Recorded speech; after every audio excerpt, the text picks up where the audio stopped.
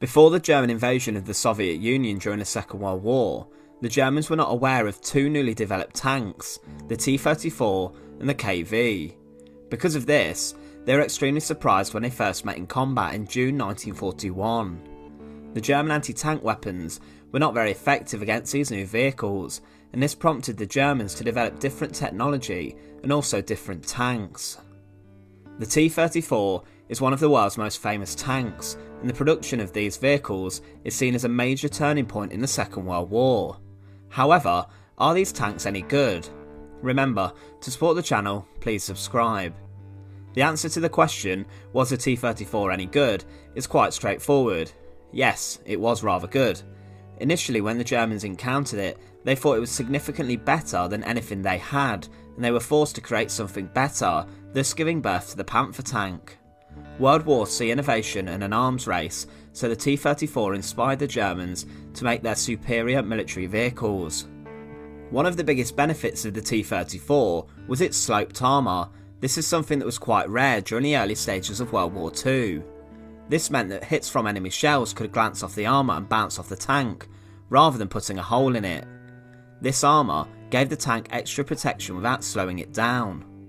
The gun on the T-34 initially was a 75mm gun, and during 1941 this was classed as being rather good. The German tanks were only fitted with 50mm guns, however the Germans were rather decent at developing their guns quickly.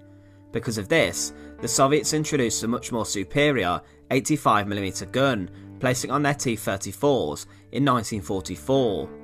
This tank would then be pivotal in battles such as Seelow Heights and with the advancement of Soviet troops into Berlin.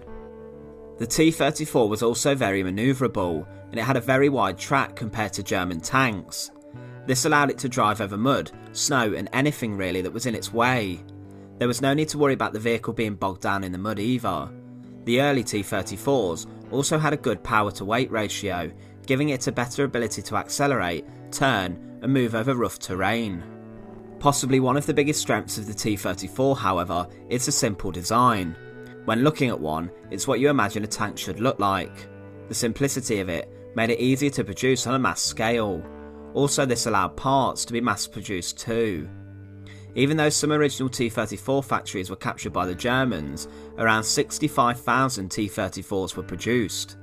Compare this to the number of Panther or even Tiger tanks produced, you can see why the T-34 helped towards the defeat of Germany.